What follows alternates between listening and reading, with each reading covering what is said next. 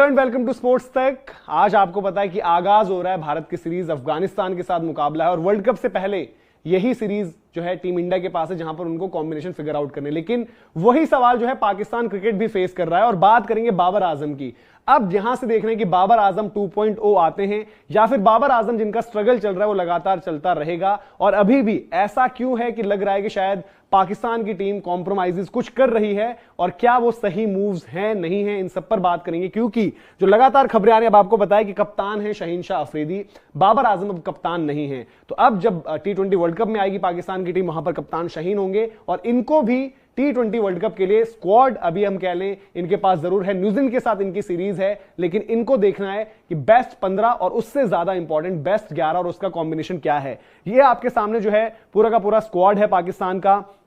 इसमें अबरार भी एक नाम थे जो मौजूद थे, पर इंजरी के चलते वो अभी बाहर हो गए। तो ये इनका स्क्वाड है। अब इसमें बड़ी खबर अगर हम कहें और बात करें कि क्यों हम बाबर आजम की बात कर रहे हैं और बाबर आजम 2.0, क्योंकि अब हो सकता है जो बाबर आजम अपने करियर के शुरुआती दिनों में जो है खेले नंबर 3 या फिर बीच में कहीं पर खेले, वो आपको दोबारा होते हुए दिखे। क्योंकि मोस्ट लाइकली जो ओपन करने के कैंडिडेट बताए गए वो हैं सैम अयूब और उनके साथ रिजवान, जिनको जो है वाइस कैप्टनसी दी है। अच्छा, न्यूजीलैंड ही वो जगह है जहां पर रिजवान का एक एक्सपेरिमेंट शुरू हुआ था, टॉप ऑफ द ऑर्डर उनको ओपनर बनाकर शुरू करी गई थी चीजें। और अब जब चॉइस आई कि बाबर आजम और रिजवान में से कौन ऊपर रहेगा, तो वहां पर रिजवान, क्योंकि आपको पता है कंपैरेटिवली जब दोनों साथ भी खेलते थे तो रिजवान ज्यादा रिस्क लिया करते थे, तो रिजवान और सैम अयूब ऊपर हो गए।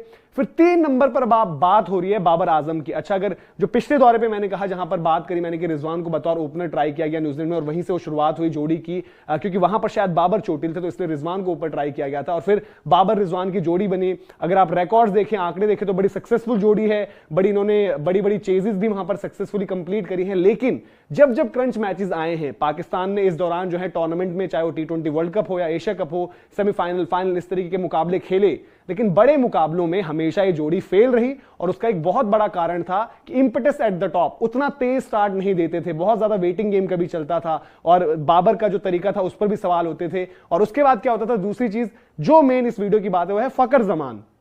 इनकी प्रेजेंस में फकर जमान 3 हो जाते थे। लेकिन अब जो मैं कह रहा हूं सवाल यह है कि अगर जो आप स्क्वाड देखेंगे इनका पूरा, बाबर आजम अगर नंबर 3 में आते हैं, सैम अयूब और रिजवान ओपनर्स हैं, तो फकर जमान इतना बड़ा इंपैक्ट प्लेयर जो शायद पाकिस्तान, हम बात भी करते हैं कि जो बड़ी इन्होंने ट्रॉफी जीती थी चैंपियंस ट्रॉफी, वहां का सबसे बड़ा खिलाड़ी था फकर जमान। अभी इस वर्ल्ड कप में भी हमने देखा 50 ओवर में उनका इंपैक्ट, वो हो जा रहे हैं नंबर 4। अब इसमें कहीं ऐसा ना हो जाए कि उनके पास कभी कभी वक्त बहुत कम रहे, यानी कि गेंदें बहुत कम रहे और वो फर्क मैच में पैदा कर ही ना पाए। अब दूसरी चीज एक कश्मकश ये है, ईडन पार्क में मुकाबला है। बाय द वे आपको बता दूं, ईडन पार्क आपको पता है कि एक हाई स्कोरिंग वेन्यू रहता है। हालांकि पाकिस्तान में रिकॉर्ड्स के हिसाब से आप देखें तो 2-2 की बराबरी पर वहां पर है और न्यूजीलैंड का जो होम टीम है उनका रिकॉर्ड उतना बेहतर नहीं है। यहां पर मोस्ट लाइकली जो है दोनों टीमें एक एक स्पिनर के साथ जाएंगी, वो क्या कॉल होगी। अब यहां पर पाकिस्तान का सवाल है, 4 नंबर तक तो चले हो गया, अब 5, 6, 1 हो जाएंगे वहां पर इफ्तिकार। अब यहां पर किस ऑप्शन को ट्राई करेंगे। आजम खान जिनके पास ही गए हैं, क्या आजम खान वो इंडिविजुअल होंगे, क्योंकि उनकी पावर हिटिंग को लेकर बहुत बात होती है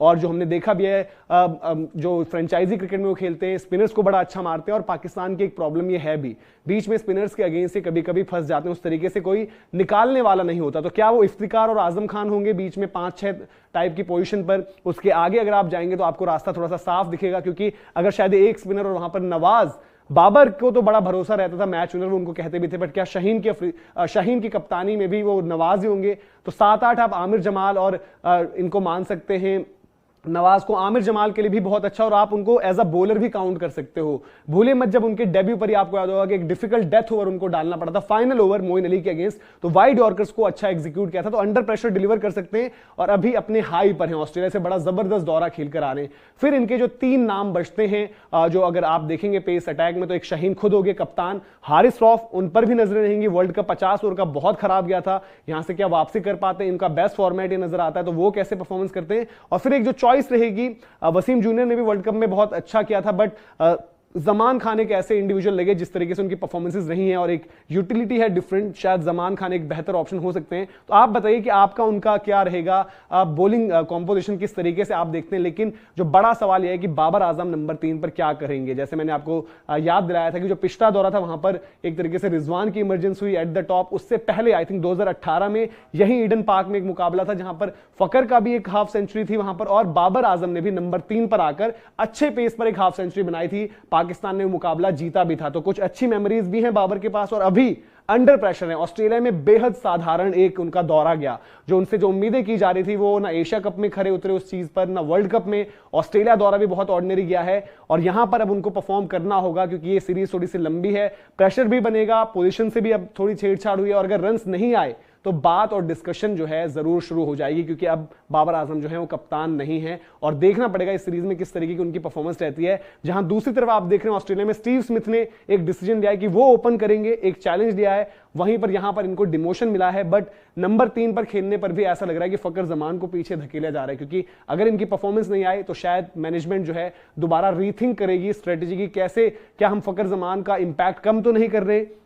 और यासिर अराफात जो अभी टीम के साथ जुड़े भी हैं सपोर्ट स्टाफ में कैपेसिटी में, उन्होंने बयान देते हुए ये भी कहा था कि हम ऑप्शंस ओपन रखेंगे और जो यंग प्लेयर्स आ रहे हैं उनको भी देखेंगे। और डेफिनेटली रिजवान और बाबर को लेकर उन्होंने बात करी थी कि रन्स तो बनाए हैं, पर आपको वहां पर रन्स बनाने का तरीका भी देखना पड़ेगा, और जो यंग प्लेयर्स अगर अच्छा कर रहे हैं तो उन पर भी नजर डालनी पड़ेगी। तो ये उनका स्केड्यूल भी है। 14 तारीख को मुकाबला है, 17, 19 और 21, ये 5 T20 आईज हैं, और इन 5 T20 आईज पर शायद थोड़ा बहुत बाबर आजम की पोजीशन पर भी सवाल रहेंगे, क्योंकि आप कह सकते हैं कि लगातार उस तरीके की फॉर्म चल नहीं रही है, नजरें उन पर रहेंगी, दबाव में भी वो हैं, और कैसे वो यहां से उभर कर आते हैं देखना पड़ेगा। जो इनकी पोजीशन थी जहां पर ये खेलना चाहते थे बतौर ओपनर, उससे लग रहा है कि वो कॉम्प्रोमाइज यहां पर हो जाएगा, और टीम को पहले रखते हुए, जो कि सही डिसीजन भी है। सैम अयूब की बड़ी बात भी हो रही थी, और रिजवान वहां पर जो हम इंटेंट को लेकर बात करते हैं कि असली में भी जो हम साथ में खेलते थे तो स्टार्टिंग में रिस्क वही लिया करते थे। तो आप लोग बताइए कि इस पर आपको क्या लग रहा है, क्या फकर जमान थोड़ा सा नीचे पुश आ रहे हैं, नंबर 3 पर बाबर हो रहे हैं तो 4 चले जा रहे हैं, और आपका जो एक चॉइस बचते कि आजम खान वहां पर रहेंगे,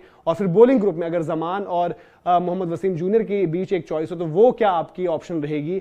और या फिर आप ये भी सोचते हैं, क्योंकि नवाज तो मैंने जरूर बताया, बट उसामा मीर की भी ऑप्शन वहां पर है, रिस्क स्पिनर अगर आपको चाहिए होगा। लेकिन ईडन पार्क जैसे मैंने बोला कि वहां पर बल्लेबाजों के तो बल्ले बल्ले है, जो फकर जमान ने भी प्रेस कॉन्फ्रेंस में कहा, लेकिन गेंदबाजों के लिए उतना ही बड़ा सरदर्द रहेगा। तो ये पूरी अपडेट थी, ये मुकाबला है, उसकी भी पूरी कवरेज मिलेगी आपको, और इंडिया वर्सेस अफगानिस्तान की भी